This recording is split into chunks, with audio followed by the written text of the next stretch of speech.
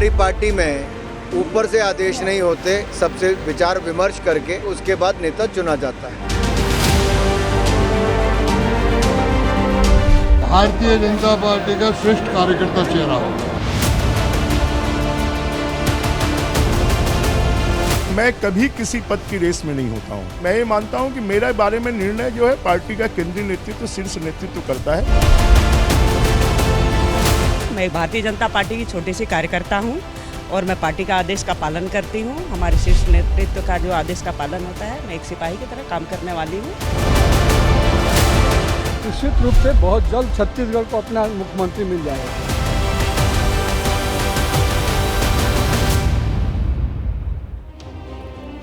नमस्कार, आगे का एजेंडा देख रहे हैं आप और मैं आपके साथ राजेंद्र देव। राजस्थान, मध्य प्रदेश और छत्तीसगढ़, इन तीनों राज्यों में चुनाव नतीजे आने के बाद 6 दिन बीत चुके हैं और आज 7वां दिन शुरू हो चुका है। अभी तक मुख्यमंत्री के फेस पर सस्पेंस खत्म नहीं हुआ है, लेकिन आज उम्मीद की जा रही है कि यह सस्पेंस खत्म होने का आगाज हो सकता है और यह सिलसिला शुरू होने जा रहा है छत्तीसगढ़ से। यूं तो सीएम पद के लिए छत्तीसगढ़ में पूर्व मुख्यमंत्री डॉक्टर रमन सिंह समेत कई दावेदार हैं, लेकिन बीजेपी की ओर से अभी तक ऐसा कोई संकेत नहीं मिला है जिससे यह साफ हो जाए कि किसे मुख्यमंत्री बनाया जा रहा है।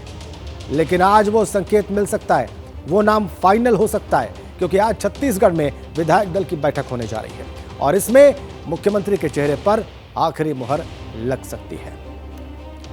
और इसी बीच में बड़ी अपडेट आपको दे दें, रायपुर पहुंच गए बीजेपी के तीनों सेंट्रल ऑब्जर्वर्स, तीनों पर्यवेक्षक। सर्बानंद सोनोवाल और अर्जुन मुंडा पहुंचे हैं, दुष्यंत गौतम भी रायपुर पहुंच चुके हैं, ये तीसरे पर्यवेक्षक हैं और आज ही बीजेपी विधायक दल की बैठक होनी है। वक्त बताया जा रहा है इसका दोपहर 2 बजे। छत्तीसगढ़ के लिए आज मुख्यमंत्री चुना जाएगा इसी बैठक में। इसी बैठक में वो नाम फाइनल होगा, उस पर मुहर लगेगी और तीनों सेंट्रल ऑब्जर्वर्स सर्बानंद सोनोवाल, अर्जुन मुंडा और दुष्यंत गौतम रायपुर पहुंच चुके हैं। ये इस बैठक के दौरान वहां पर उपस्थित रहेंगे। निश्चित रूप से ये केंद्र के प्रतिनिधि हैं, वहां पर सेंट्रल लीडरशिप के प्रतिनिधि हैं। ये विधायकों की बैठक में शामिल होंगे और उसके बाद वो नाम सामने आ जाएगा जो छत्तीसगढ़ के मुख्यमंत्री पद की शपथ लेगा।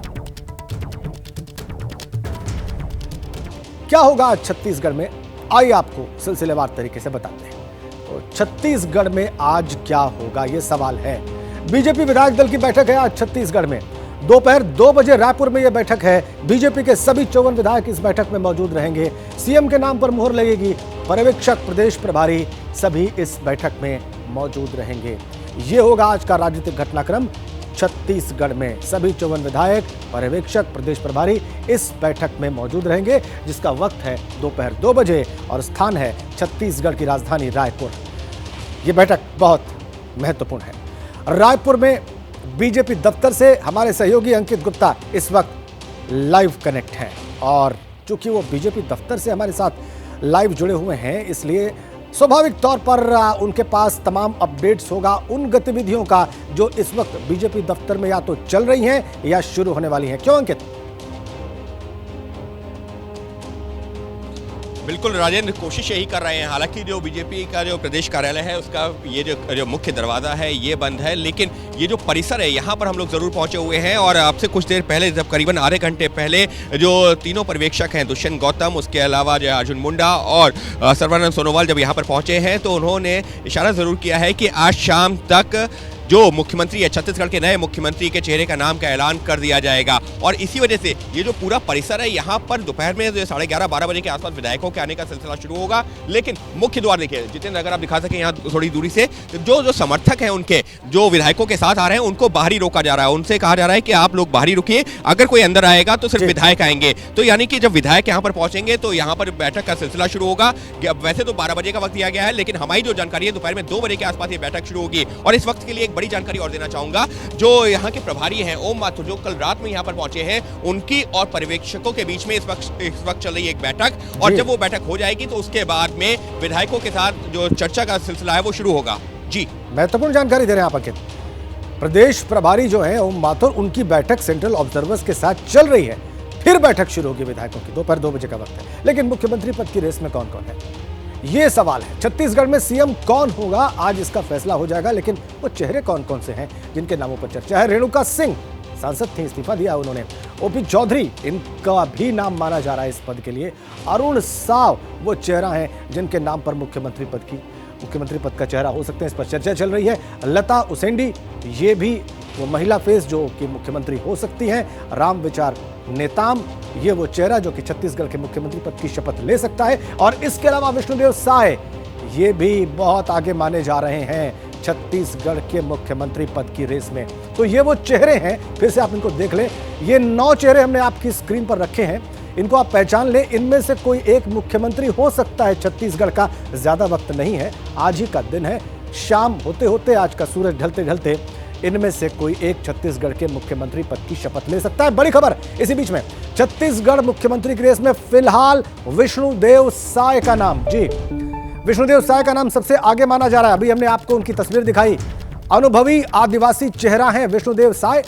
केंद्रीय मंत्री पद का अनुभव है उनके पास और वो प्रदेश के अध्यक्ष भी रह चुके हैं। यह बड़ी अपडेट एबीपी न्यूज इस वक्त आपको दे रहा है। छत्तीसगढ़ में मुख्यमंत्री फेस को लेकर जो रेस है, जो चल रहा है सब कुछ, उसमें विष्णुदेव साय सबसे आगे माने जा रहे हैं। अनुभवी आदिवासी चेहरा हैं, ये उनकी खासियत है। पूर्व प्रदेश अध्यक्ष भी हैं वो और केंद्रीय मंत्री पद का अनुभव है। अनुभवी आदिवासी चेहरा हैं, ये विशेषताएं हैं जो उनके नाम के साथ जुड़ी हुई हैं। हम चलेंगे अंकित गुप्ता के पास, क्या इनपुट्स उनके पास हैं। आइए अंकित से ही जानते और समझते हैं। अंकित, बिल्कुल, देखिए जिस नाम का आपने जिक्र किया ना, तो फिलहाल अगर हम जो पिछले 24 घंटे में बात करें तो ये वो एक नाम है, ये एक वो चेहरा जिसके नाम पर सबसे ज़्यादा चर्चा हो रही है। और जब हमने यहाँ पर जो स्थानीय नेता उनसे भी बात की है या फिर जो आला नेतृत्व है उनसे जुड़े हुए कुछ जो चेहरे हैं, जब हमने उनसे बातचीत की है तो उन्होंने इस बात की ओर इशारा ज़रूर किया है कि विष्णुदेव साय एक ऐसा नाम है जो अनुभवी तो है ही, क्योंकि 2017 में जब ये चुनाव हुए थे 2018 में, तो उस दौरान उसके बाद में उनको प्रदेश अध्यक्ष की जिम्मेदारी मिली थी। उससे पहले मोदी सरकार के पहले कार्यकाल के दौरान वो केंद्रीय मंत्री रह चुके हैं। आदिवासी चेहरा है और अनुभव है उनके पास में। तो देखिए यहाँ पर चर्चा क्या हो रही है, भले ही चेहरा नया हो। एक तस्वीर देखिए कि यहाँ पर ढोल नगाड़े पहुंचने शुरू हो गए हैं। अभी से प्रदेश कार्यालय में ढोल नगाड़े पहुंचने शुरू हो गए हैं। ये तस्वीरें हम दिखाते रहेंगे, लेकिन हम बात कर रहे हैं विष्णुदेव साय की। तो उनके पास में जो अनुभव है, और अनुभव इस वजह से भी कारगर यहाँ पर काम आएगा क्योंकि कहा यह जा रहा है कि अगर बीजेपी आदिवासी चेहरे पर दांव लगाती है तो विष्णुदेव साय का जो चेहरा है वो सबसे बड़ा हो सकता है। क्यों? क्योंकि सिर्फ छत्तीसगढ़ ही नहीं बल्कि जो पड़ोसी राज्य है, फिर चाहे वो तेलंगाना की बात की जाए, उड़ीसा की बात की जाए, गुजरात की बात की जाए, कर्नाटक की बात की जाए, पड़ोसी राज्यों में भी जो आदिवासी हैं वहां पर भी इफेक्ट पड़ सकता है, उसका प्रभाव पड़ सकता है। और खासतौर पर 2024 को लेकर के ये रणनीति काफी कारगर साबित हो सकती है। और इसी वजह से एबीपी न्यूज पर इस वक्त के लिए सबसे बड़ी खबर यही है कि विष्णुदेव साय जो कि तमाम जो नाम चल रहे हैं इस वक्त उस रेस में सबसे आगे नजर आ रहे हैं।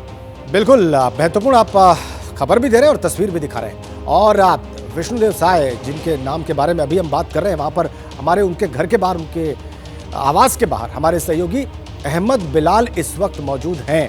आइए चलते हैं और उनसे जानते हैं कि वो कोई हलचल देख रहे हैं क्या उनके आवास के बाहर, कोई गहमा गहमी, कोई किसी के पहुंचने की कोई खबर। अहमद,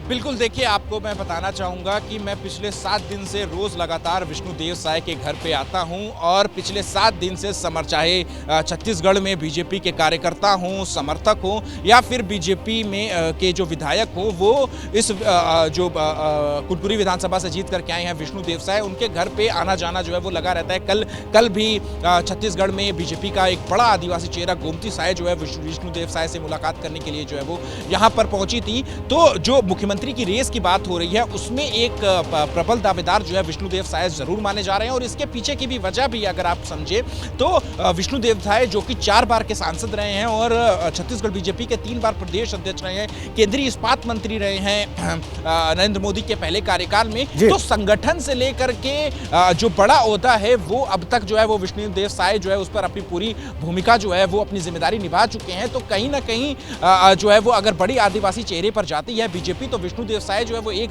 बड़ा नाम जो है वो जरूर हो सकता है। और इसके अलावा जब चुनावी सभा में जब गृह मंत्री अमित शाह छत्तीसगढ़ आए हुए थे तो उन्होंने सिर्फ 2 चेहरों के बारे में जो है वो मंच से ऐलान किया था, जिसके बारे में उन्होंने कहा था कि आप इन्हें विधायक बना करके भेजिए। जनता से अपील उन्होंने की थी कि आप इन्हें विधायक बना करके भेजिए, मैं इन्हें बड़ा आदमी बना दूंगा। उनमें पहला नाम था ओपी चौधरी का और दूसरा नाम था विष्णुदेव साय का। इन 2 लोगों के बारे में गृह मंत्री ने उस वक्त बात की थी। तो उसके बाद से भी अटकलों का बाजार गर्म है कि इन दोनों और ये बहुत स्वाभाविक है अहमद, ये जो 2 टिप्पणियां बता रहे हैं केंद्रीय गृह मंत्री अमित शाह की चुनाव प्रचार के दौरान की, ये बहुत महत्वपूर्ण है। इसमें इशारे, इसमें संकेत हैं वो। और इससे पहले कि मैं स्नेहलता के पास जाऊं जिन्होंने अर्जुन मुंडा से बात की है जब वो रायपुर पहुंचे, एक वक्तव्य आपको दिखाते हैं केंद्रीय गृह मंत्री अमित शाह का, महत्वपूर्ण दिखाते हैं आपको। विष्णुदेव जी हमारे अनुभवी कार्यकर्ता है, नेता है, सांसद रहे, विधायक रहे, प्रदेश अध्यक्ष रहे। एक अनुभवी नेता को आपके सामने भारतीय जनता पार्टी लेकर आई है। आप इनको विधायक बना दो, उनको बड़ा आदमी बनाने का काम हम करेंगे। देखिए अहमद इसी बात का जिक्र कर रहे थे। सार्वजनिक तौर पर केंद्रीय गृह मंत्री ने कहा था कि आप इनको विधायक बनाइए, हम इनको बड़ा आदमी बनाने का काम करेंगे। क्या कोई संकेत सेंट्रल ऑब्जर्वर्स की बातचीत में था? चूंकि स्नेहलता हमारी सहयोगी रायपुर एयरपोर्ट पर मौजूद थी जब अर्जुन मुंडा वहां पर पहुंचे, जो कि सेंट्रल ऑब्जर्वर हैं, उनसे उन्होंने बात की। स्नेहलता, हमारे दर्शकों को बताइए क्या आपने महसूस किया, क्या आपने पूछा? देखिए ये संयोग था राजेंद्र की, जिस फ्लाइट से हम आए तीनों ऑब्जर्वर उसी फ्लाइट में थे। बाहर निकलते से ही मौका मिला मुझे। ये सभी जानते हैं कि भारतीय जनता पार्टी की रणनीति है कि पत्ते नहीं खोले जाते हैं, सस्पेंस बनाए रखा जाता है। घड़े से नाम बाहर आए तो चौंका नहीं जाता है या चौंकने के लिए तैयार रहा जाता है। लेकिन जिस चेहरे का आप जिक्र कर रहे हैं, जरा इस पार्टी कार्यालय का चेहरा आपको दिखा दूं जहां इस वक्त मैं खड़ी हूं।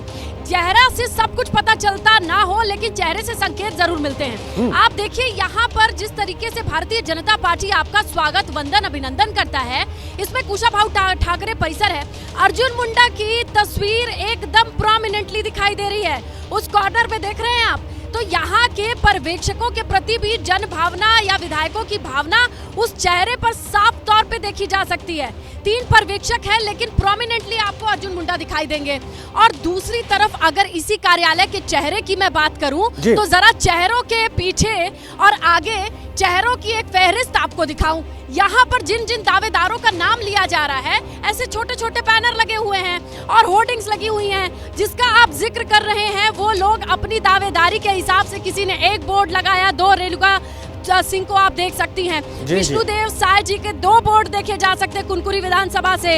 ये कहिए अपने अब समर्थकों ने लगाया है ये बोर्ड या वहां की जनता ने लगाया है? ये देखिए केदार जी, कश्यप जी, अरुण साव जी, जितने भी समर्थक हैं, तो कुल मिला के पोजीशन देखिए। भारतीय जनता पार्टी जब सीएम के चेहरे को चुनने के लिए 3 चेहरों को भेजती है तो यहाँ कार्यालय का चेहरा कुछ इस तरीके से दिखाई दे रहा है। जिन ओपी चौधरी का जिक्र कर रहे थे बिलाल, और जिसका जिक्र गृह मंत्री अमित शाह ने भी, ऐसे कलेक्टरी छोड़ करके राजनीति के मैदान में कूदने वाले यंग फेस की भी आप फेस देख लीजिए। क्योंकि जब चेहरों की बात चल रही है तो भारतीय जनता पार्टी के कार्यालय का चेहरा देखिए कि वहां से यहाँ तक। अब ये देखिए, सबसे पहले जय श्री राम, राज तिलक की करो तैयारी, आ गए हैं भगवाधारी। इसके मायने और उसके मायने के साथ साथ इस कार्यालय का चेहरा कुछ इस तरीके से दिखाई दे रहा है। यहाँ पर देखिए ढोल नगाड़े वाले भैया लोग थे और अब से थोड़ी देर पहले थे यहाँ पर, लेकिन यहाँ कुछ लोग बाहर। क्या आपको भीतर जाने नहीं मिला? आप कैसे छूट गए? जी भीतर जाना है। काहे का इंतजार कर रहे हैं? अब अपने मुख्यमंत्री का इंतजार कर रहे हैं कि किसी न किसी। कौन है आपका?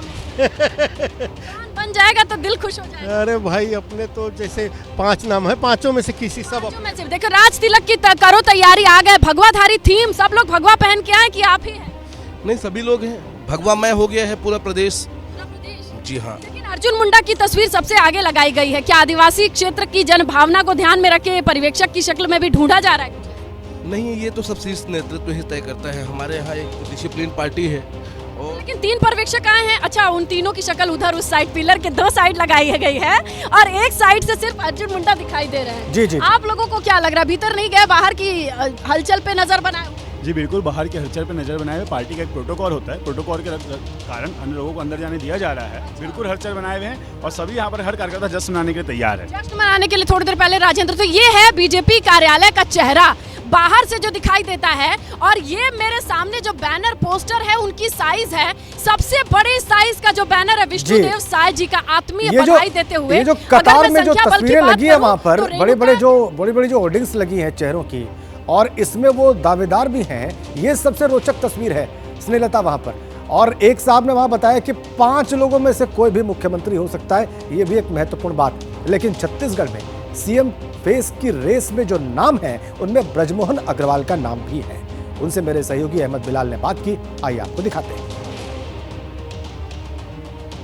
अभी भी सबसे बड़ा सवाल बना हुआ है कि आखिर छत्तीसगढ़ का नया मुख्यमंत्री कौन होगा। हमारे साथ बात करने के लिए इस पर मौजूद हैं रायपुर दक्षिण से विधायक ब्रजमोहन अग्रवाल जी, जो कि 8वीं बार विधानसभा में पहुंच रहे हैं और रिकॉर्ड मतों से इन्होंने इस बार जीत दर्ज की है। ब्रजमोहन जी, सबसे पहले तो बहुत शुभकामनाएं आपको कि 8वीं बार आपने ये अप्रत्याशित जीत दर्ज की है। लेकिन जो सबसे बड़ा सवाल है कि आखिर छत्तीसगढ़ का अगला मुख्यमंत्री कौन होगा। देखिए, छत्तीसगढ़ का अगला मुख्यमंत्री जो हमारे 54 विधायक जीत कर आए हैं, हर विधायक इसके योग्य है कि वो मुख्यमंत्री बन सकता है। और इससे केंद्रीय नेतृत्व सब परिप्रेक्ष्य को ध्यान में रखकर आने वाले 1-2 दिनों में निर्णय करेगा, और जो केंद्रीय नेतृत्व निर्णय करेगा उसको हम सब स्वीकार करेंगे। योग्यता की आप बात कर रहे हैं, काबिलियत की आप बात कर रहे हैं। काबिलियत आप में भी है, लोहा आप बनवा चुके हैं, 8 बार के विधायक आप हैं, इतने भारी मतों से जीते हैं, तो क्या आप भी सीएम पद की रेस में हैं? देखिए, मैं कभी किसी पद की रेस में नहीं होता हूँ। मुझे पिछले 40 सालों से पार्टी ने बहुत दिया है। 8 बार मुझे विधायक बनाया, 4 बार मंत्री बनाया, पार्टी के विभिन्न पदों पर मैं रहा हूँ, और इसलिए मैं ये मानता हूँ कि मेरे बारे में निर्णय जो है पार्टी का केंद्रीय नेतृत्व, शीर्ष नेतृत्व करता है। मेरे बारे में निर्णय मैं नहीं करता। जो भी पार्टी ने पद दिया उस पर आपने अपने आप को साबित किया है, इस्टेब्लिश किया है, तो क्या ऐसे में आपकी महत्वाकांक्षा है कि अब पार्टी की तरफ से स्टेप अप किया जाए और मुख्यमंत्री पद की या इस जीत का सेहरा आपके सर पे बांधे? देखिए, महत्वाकांक्षा रखना खराब बात नहीं है, परंतु जब निर्णय होता है तो निर्णय को स्वीकार करना ये बड़ी बात है। और मैंने पार्टी के हर निर्णय को हमेशा स्वीकार किया, और आगे भी जो निर्णय करेंगे उसको स्वीकार करूँगा। लेकिन आपके क्या मन में है इस सीएम पद का चेहरा? अब मन में रहने नहीं रहने से कोई मतलब नहीं है। जब निर्णय करने वालों को निर्णय करना है तो मन में रखना अलग बात है और निर्णय को स्वीकार करना अलग बात है। मैं सीधा सवाल पूछ रहा हूँ कि क्या ब्रजमोहन अग्रवाल मुख्यमंत्री बनना चाहते हैं? ऐसा है, आप कितना भी प्रश्न घुमा फिरा कर पूछें, मेरे बारे में निर्णय पार्टी का शीर्ष नेतृत्व करता है। वो जो निर्णय करेगा मैं उसको स्वीकार करूँगा। तो देखिए, ये है ब्रजमोहन अग्रवाल जी, जिनका साफ तौर पे कहना है कि मुख्यमंत्री पद का चेहरा जो है वो केंद्रीय नेतृत्व की जिम्मेदारी है, और जिस भी चेहरे पर जो है वो केंद्रीय नेतृत्व अपनी हामी भरेगा वो सभी विधायकों के लिए मान्य होगा। कैमरा पर्सन मनोज त्रिपाठी के साथ अहमद बिलाल, एबीपी न्यूज़, रायपुर। हमारे तमाम सहयोगी जुड़े, उन्होंने रिपोर्ट किया रायपुर में अलग अलग स्थानों से। अहमद, अंकित गुप्ता, स्नेहलता, आप सभी का बहुत बहुत धन्यवाद। और आपने देखा कि जितने भी उम्मीदवार या वो चेहरे जो रेस में आगे बताए जा रहे हैं, उन सब ने एक बात कॉमन कही, और वो ये थी कि पार्टी के आला कमान का निर्णय उनके लिए मान्य होगा और वो किसी पद की रेस में नहीं है। और आज सबकी निगाहें छत्तीसगढ़ में होने वाली विधायक दल की बैठक पर है, जो बीजेपी विधायक दल की बैठक होनी है। तीनों पर्यवेक्षक पहुंच चुके हैं। ये तस्वीर आप देखिए, अर्जुन मुंडा को आप देख सकते हैं, सर्बानंद सोनोवाल, इसके अलावा दुष्यंत गौतम, और जो बीजेपी के प्रदेश प्रभारी हैं ओम माथुर, उनके साथ बैठक भी हुई है। तो छत्तीसगढ़ में जारी सीएम पद की रेस में एक फेस पत्थल गांव से बीजेपी विधायक गोमती साय भी हैं। उन्होंने एबीपी न्यूज से बात करते हुए कहा कि वो पार्टी के हर आदेश का पालन करती आई हैं। सीएम कौन बनेगा ये फैसला केंद्रीय नेतृत्व को करना है। एक सिपाही की तरह हमेशा काम करती रहूंगी, ये उनका कहना है। पूर्व सांसद और बीजेपी की निवर्तमान विधायक गोमती साय हमारे साथ बात करने के लिए मौजूद हैं। गोमती जी, सबसे पहले तो शुभकामनाएं जीत के लिए। आपका भी नाम मुख्यमंत्री पद की रेस में आ रहा है, क्या इस वक्त मैं अगले छत्तीसगढ़ के अगले मुख्यमंत्री से बात कर रहा हूँ? ऐसा बिल्कुल नहीं है। मैं भारतीय जनता पार्टी की छोटी सी कार्यकर्ता हूं और मैं पार्टी का आदेश का पालन करती हूं। हमारे शीर्ष नेतृत्व का जो आदेश का पालन होता है, मैं एक सिपाही की तरह काम करने वाली हूं और हमेशा करते रहेंगे। लेकिन जो काबिलियत जिसके पास होती है, जिम्मेदारी उसी को मिलती है। क्या आप इस जिम्मेदारी, आपकी महत्वाकांक्षा क्या है? देखिए, एक सेना का काम है लड़ाई लड़ना। हम विधानसभा की लड़ाई लड़ के आए हैं, बाकी हमारा काम नहीं है। हमारे केंद्रीय नेतृत्व का काम है और भारतीय जनता पार्टी के एक एक विधायक का काम है। भारतीय जनता पार्टी एक पार्टी ही नहीं है। भारतीय जनता पार्टी एक विचारधारा वाली पार्टी है और भारतीय जनता पार्टी का एक सिद्धांत रहा है कि एक जगह हम बैठें या बात करें, ये रेगुलेशन हम लोग अभी जीते हैं इसलिए नहीं, ये हम लोगों की भारतीय जनता पार्टी की परंपरा है। क्या लगता है आपको कि छत्तीसगढ़ में वही पुरानी लीडरशिप, वही पुराने चेहरे के साथ आपकी पार्टी को आगे बढ़ना चाहिए या फिर एक नई लीडरशिप की पौध जो है वो खड़ी करनी चाहिए? ये हमारी काम नहीं है। शुक्रिया बात करने के लिए। तो देखिए, ये है गोमती साय, जिनका साफ तौर पे कहना है कि केंद्रीय नेतृत्व का काम है भावी मुख्यमंत्री का नाम जो है वो अगले मुख्यमंत्री का नाम तय करना, और जो भी नाम तय किया जाएगा वो उस पर जो है वो पार्टी के सभी विधायक को अपनी सहमति देनी होगी। कैमरा पर्सन मनोज त्रिपाठी के साथ अहमद बिलाल, एबीपी न्यूज, रायपुर। बात राजस्थान की करेंगे, वहां भी मुख्यमंत्री फेस का कल ऐलान संभव है। कल वहां पर विधायक दल की बैठक है, बीजेपी विधायक दल की। कल शाम को 4 बजे जयपुर में पर्यवेक्षकों की मौजूदगी में विधायक दल की यह बैठक होगी। बैठक के लिए वसुंधरा राजे दिल्ली से वापस जयपुर पहुंच चुकी हैं। कल शाम को 4 बजे वक्त मुकर्रर है। बैठक होगी जयपुर में। जो बीजेपी के विजयी विधायक हैं वो इस बैठक में मौजूद रहेंगे। वसुंधरा राजे, पूर्व मुख्यमंत्री राजस्थान, जो दिल्ली पहुंची थी, वापस जयपुर पहुंच चुकी हैं इस बैठक से पहले। ये ताजा अपडेट। वसुंधरा राजे सिंधिया वापस जयपुर पहुंच चुकी हैं। कल विधायक दल की बैठक है। कल राजस्थान का मुख्यमंत्री कौन होगा, शाम तक साफ हो जाने की प्रबल संभावना, प्रचंड संभावना। वसुंधरा राजे इस बीच में वापस जयपुर पहुंच चुकी हैं दिल्ली से। तो कल जो ये बैठक होनी है सेंट्रल ऑब्जर्वर्स की मौजूदगी में, वो बहुत महत्वपूर्ण और अनुमान इस बात का कि उसके ठीक बाद राजस्थान का मुख्यमंत्री सामने आ जाएगा, वो चेहरा सामने आ जाएगा जो कि राजस्थान में मुख्यमंत्री पद की शपथ लेगा। हमारे 2 सहयोगी हमारे साथ जुड़ चुके हैं। हमारे सहयोगी वीरेश पांडे और हमारे सहयोगी मनीष शर्मा, दोनों इस वक्त जयपुर से हमारे साथ कनेक्ट हैं। लेकिन वीरेश पांडे वसुंधरा राजे सिंधिया के आवास पर मौजूद हैं, ठीक उनके सामने से इस वक्त हमारे साथ लाइव कनेक्ट हैं। वीरेश, खिली हुई धूप है और आप वसुंधरा राजे सिंधिया के आवास के ठीक बाहर से इस वक्त हमसे बात कर रहे हैं। वो नेता जो कि पिछले दिनों दिल्ली में था, वो जो राजस्थान का मुख्यमंत्री रह चुका है और वो जो वापस जयपुर पहुंच चुका है कल की बैठक से पहले, क्या इस बीच में हुआ और क्या इस वक्त वहां पर हो रहा है? देखिए, कौन बनेगा मुख्यमंत्री के केंद्र में वसुंधरा राजे हैं और इस बात को लेकर यहां की आबो हवा में बहुत चर्चा है। इस बात को चर्चा है कि वसुंधरा बनेंगी, नहीं बनेंगी, नाम बना, कट गया। उन्होंने अमित शाह से मुलाकात की, नड्डा से मुलाकात की, प्रधानमंत्री का संदेश आया, सबके केंद्र में वसुंधरा हैं, चर्चा के केंद्र में वसुंधरा हैं। और वसुंधरा के जयपुर की धरती पर आने के साथ ही यहां पर हलचल बढ़ गई है, क्योंकि जैसा मैंने कहा कि यहां के पान की दुकान पर, चाय की दुकान पर, नेताओं के घर में और विधायकों के घर में आपस की बातचीत में वसुंधरा बनेंगी कि नहीं बनेंगी। वसुंधरा नहीं बनेंगी तो ये हो जाएगा, वसुंधरा बनेंगी तो वो हो जाएगा, ये केंद्र है। इसलिए जयपुर में जहां मैं खड़ा हूं वो सत्ता का केंद्र अभी फिलहाल तो है ही, चर्चा का केंद्र फिलहाल तो है ही। हर गतिविधियों पर नजर केंद्र की भी है, पत्रकारों की भी है और जनता की भी है। कौन आ रहा है, कौन मिल रहा है, वसुंधरा का मूव क्या है, वसुंधरा आगे क्या करेंगी, वसुंधरा इस्तीफा देंगी, वसुंधरा मुख्यमंत्री बनेंगी, वसुंधरा क्या करेंगी, पार्टी बनाएंगी, क्या करेंगी, ये तमाम तरह की बातें आपको जयपुर की आबो हवा में सुनने को मिल जाएगी। मैं लगातार कवर कर रहा हूं और जब से राजस्थान की धरती पर हूं, भारतीय जनता पार्टी के अलावा किसी एक व्यक्ति विशेष की चर्चा है तो वसुंधरा राजे की चर्चा है। तमाम तरह के कयास है उत्कंठा है और तमाम तरह के अनुमान लगाए जा रहे हैं कि बनेंगी तो ये होगा, नहीं बनेंगी तो वो होगा, भाजपा का 24 में क्या होगा, 24 में नहीं होगा, बहुत तरह की बातें हैं। इसलिए मैं सत्ता के केंद्र पर खड़ा हूं। ठीक है वीरेश, बिल्कुल ये चर्चाएं हैं, पिछले कई दिनों से चल रही हैं। अभिषेक उपाध्याय हमारे साथ जुड़ चुके हैं, सीपी जोशी की आवाज से जयपुर से लाइव कनेक्ट है और उनके पास कोई बड़ी अपडेट है। अभिषेक, क्या है आपके पास जानकारी?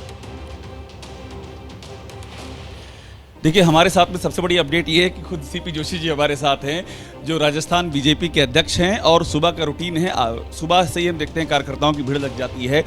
इस समय सारी उत्सुकता ये कि सीपी जोशी जी क्या बोलते हैं। एक बात ये बता दीजिए कि जो हर कोई जानना चाह रहा है कि विधायक दल की बैठक और पर्यवेक्षक का क्या वो समय तय हो गया है, कब बैठक होगी, कब पर्यवेक्षक आएंगे? देखिए, पर्यवेक्षक की नियुक्ति हो गई है, जल्दी ही हमें निर्देश मिलते ही विधायक दल की बैठक तय करेंगे और उसके बाद आगामी प्रक्रिया तय होगी। अभी जब मैं आपसे बात कर रहा हूँ, अभी विधायक दल की बैठक का टाइम अभी तक तय नहीं हुआ है? तय होते ही आपको सबसे पहले बताएंगे।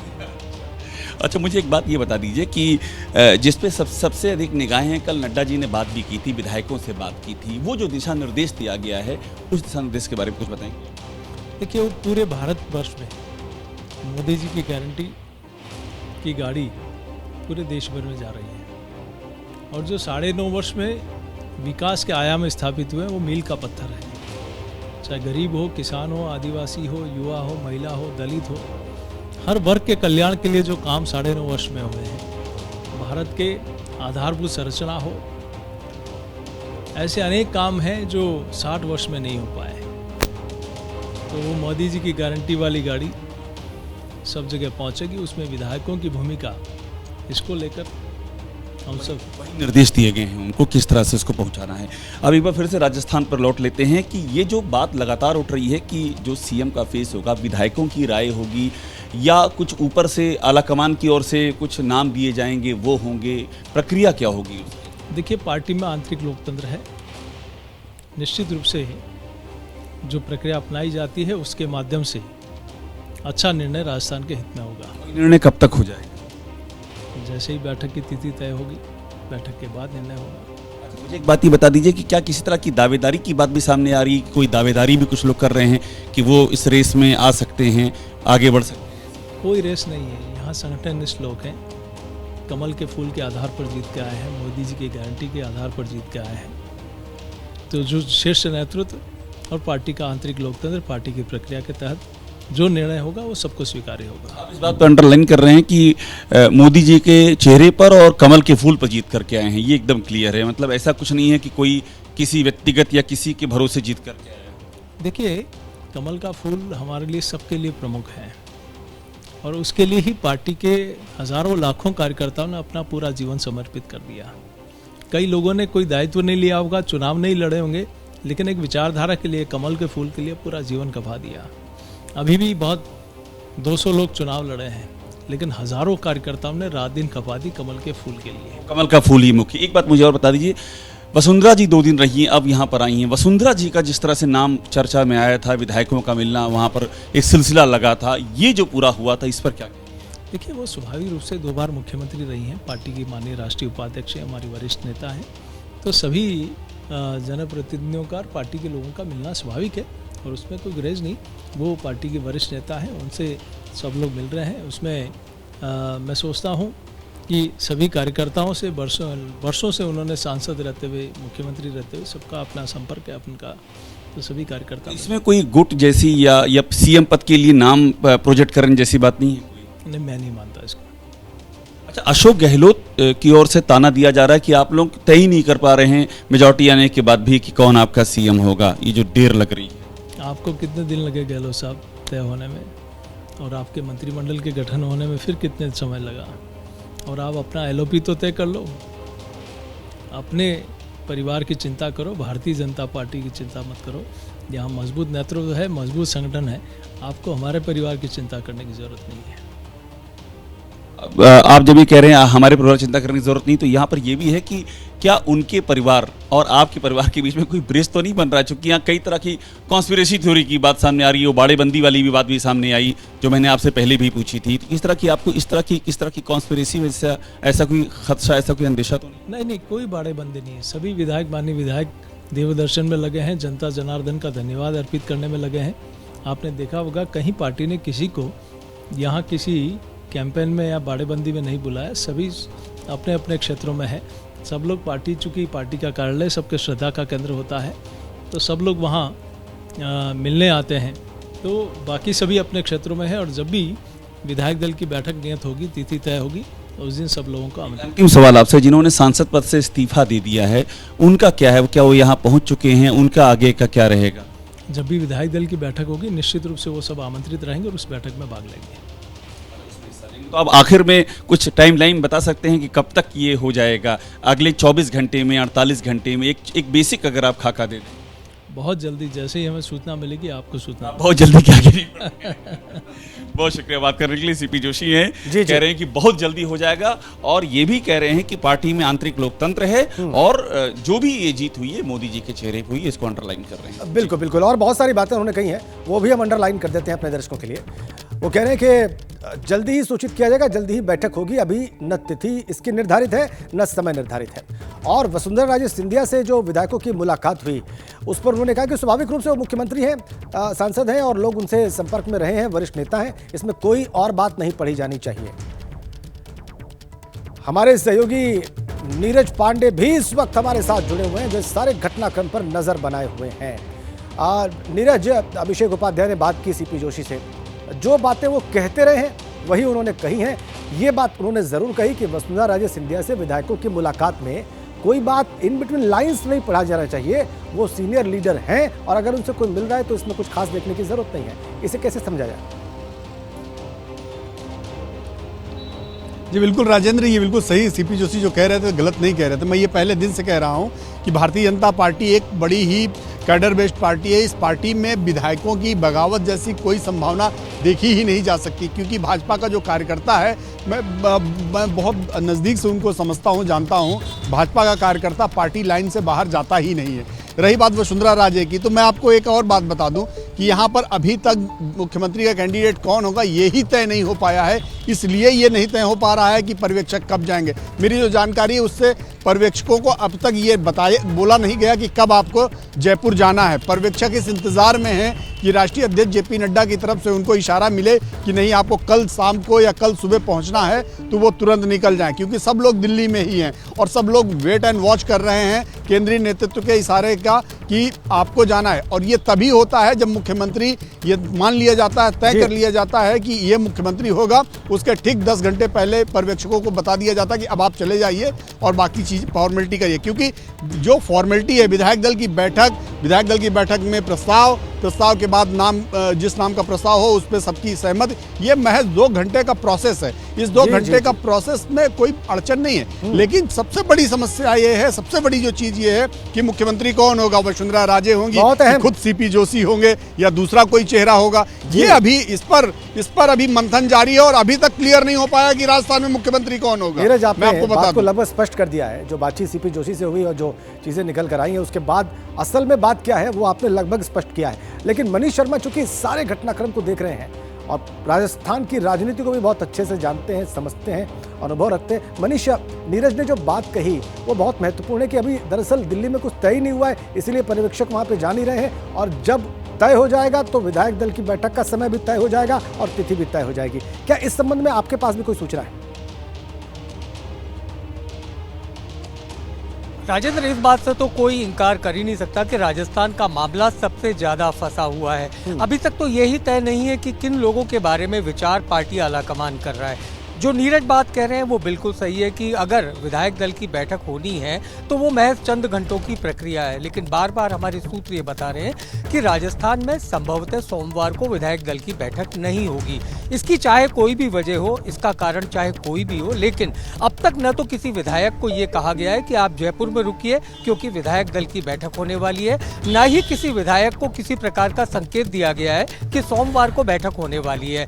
पर्यवेक्षक कब आएंगे ये भी बिल्कुल तय नहीं नहीं है, तो ऐसे में लगता है कि शायद बीजेपी आलाकमान पहले छत्तीसगढ़ और मध्य प्रदेश का मसला सुलझाना चाहता है, क्योंकि राजस्थान का मसला हर दिन, जैसे हम भी लगातार देख रहे हैं कि कोई ना कोई नाम मुख्यमंत्री की दौड़ में आगे होता है, कोई पीछे होता है। तो ये तमाम अटकलों के बीच खुद बीजेपी आलाकमान भी ये तय नहीं कर पा रहा कि राजस्थान का चेहरा कौन हो, और इसे राजस्थान का पूरा मामला फंसा होना माना जा सकता है। और शायद इसीलिए राजस्थान को लेकर के आलाकमान का दृष्टिकोण बिल्कुल साफ है कि पहले और एमपी और छत्तीसगढ़ को सुलझा लिया जाए, फिर राजस्थान पर बात की जाए। और यही वजह है कि पर्यवेक्षकों को अभी तक हरी झंडी नहीं मिली कि वो राजस्थान जाए। जी राजेंद्र, और आपने जो सबसे बड़ी बात कह दी मुझे कि बहुत संभावना है कि कल कोई विधायक दल की बैठक नहीं होगी, बीजेपी के विधायक दल की बैठक। ये बड़ी अपडेट इस वक्त मनीष दे रहे हैं। आप सभी का बहुत धन्यवाद। नीरज, अभिषेक, वीरेश और मनीष, इन तमाम महत्वपूर्ण अपडेट्स के लिए राजस्थान की राजनीति से जुड़ी हुई।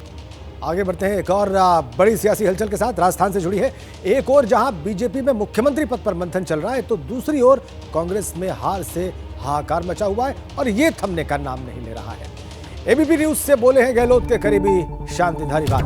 वो कहते हैं कांग्रेस को मुसलमानों की पार्टी बताने से हम हारे हैं। कांग्रेस को बीजेपी ने मुसलमानों की पार्टी बताया। शांति धारीवाल ने अजय माकन पर भी सवाल उठाए हैं। अजय माकन पर बगावत का ठीकरा फोड़ा है उन्होंने।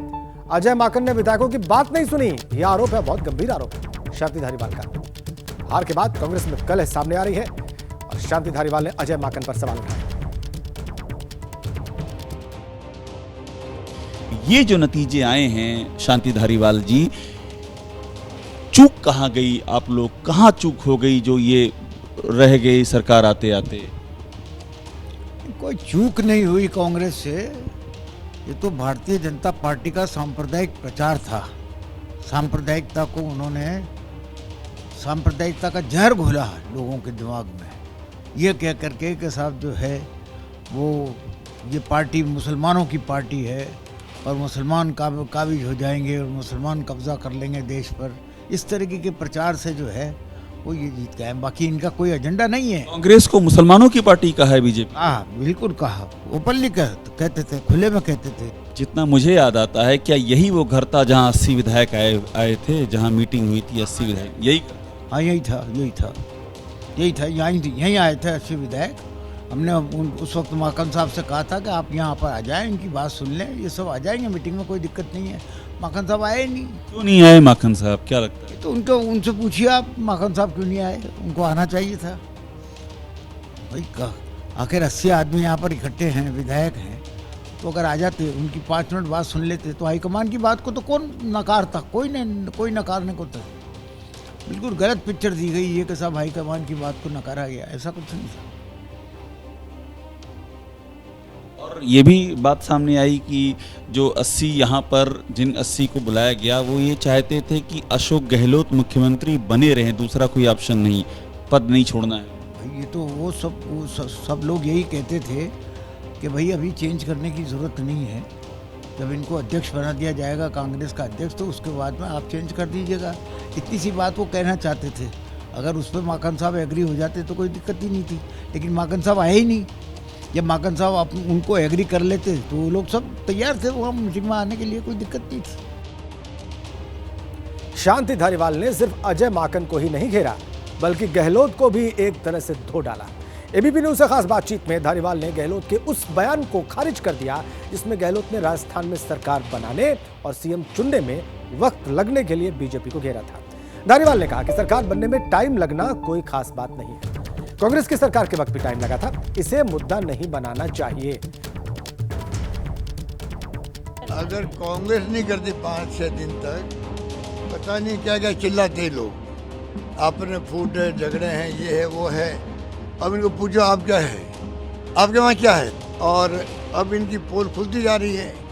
तुम एक मुख्यमंत्री का चेहरा तय नहीं कर पाते हो 7-7 दिन तक, तुम काहे की बात करते हो कि हमारे पार्टी में अनुशासन है। चाल चैते चेहरे तो पहले ही एक्सपोज हो चुके हैं देश के सामने। यह राजस्थान में बीजेपी की सरकार है, अभी तक मुख्यमंत्री तय नहीं हो पा रहा है बीजेपी का कि मुख्यमंत्री है, उसमें कोई दिक्कत नहीं है। कांग्रेस के टाइम पे भी टाइम लगा था, ये भी टाइम लगता ही है।